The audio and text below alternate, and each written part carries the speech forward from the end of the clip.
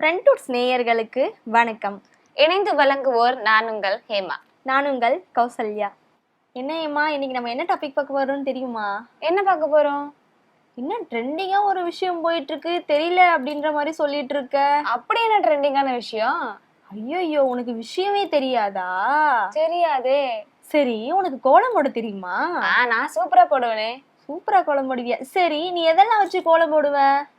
அரிசி மாவுல போடுவேன், கோல மாவுல போடுவேன், விதவிதமா கலர் கலரா போடுவேன். அப்படியா? நீ அரிசி மாவுல கோல மாவுல தான் கோலம் போடுவ.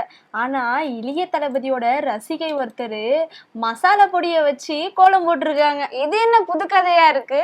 ஆமாப்பா, இந்த விஷயமே தெரியாது. இதுதான் ட்ரெண்டிங்ல போயிட்டு இருக்கு இப்போ. அப்படியா? ஆமா. சரி, அப்படி என்ன கோலம் போட்டாங்க?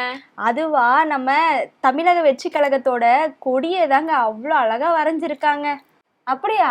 ஆமாப்பா, விஷயமே தெரியாத மாதிரி இல்ல இருக்க. நீ சோசியல் மீடியா எல்லாம் பாக்குறது இல்லையா? எனக்கு அதெல்லாம் நான் யூஸ் பண்றது இல்லையே, நான் பாக்குறது இல்ல. இப்ப நீங்க சொல்லிதான் எனக்கு தெரியுது. அப்படியா? சரி சரி, அவங்கதான் இப்ப ட்ரெண்டிங்கா இருக்காங்க. மசாலா பொடி எல்லாம் வச்சு கூடவா கோலம் போடலாம்? நம்ம இல்லத்தரசிங்களுக்கு இருக்கிற திறமை யாருக்கு இருக்கு சொல்லு? அது வேணா உண்மைதான். நம்மளோட இல்லத்தரசிங்களுக்கு எல்லாம் இவ்வளவு திறமையா? ஆமாப்பா, நம்ம இல்லத்தரசிங்க எல்லாம் இப்பெல்லாம் வேற லெவல் தான். நானும் போய் மசாலா பொடி வாங்கிட்டு வந்துடுறேன். அவங்க மசாலா பொடி வாங்கினாங்க. சரி, உனக்கு எதுக்கு மசாலா பொடி?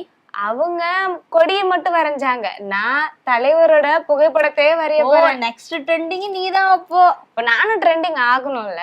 ஓ, கரெக்ட் தான்ப்பா. இந்த மாதிரி நம்ம இல்லத்தரசிகளுக்குள்ள நிறைய திறமைகள் எல்லாம் இருக்கு. நீங்க சொல்றதும் கரெக்ட் தான். நம்மளோட இல்லத்தரசிகள் நிறைய பேத்துக்கு நிறைய திறமை இருக்கு. ஆனா அதை வெளிக்காட்டுறதுக்கு அவங்க பயப்படுவாங்க. அதை அவங்க வெளிக்காட்டினாங்க அப்படின்னா கண்டிப்பா அதுல சக்சஸ்ஃபுல்லா ஆகலாம். இதே போல ஒவ்வொரு இல்லத்தரசிகளும் அவங்களோட திறமைகளை வெளிப்படுத்தணும் அப்படின்னு சொல்லிட்டு நாங்க கேட்டுக்கிறோம்.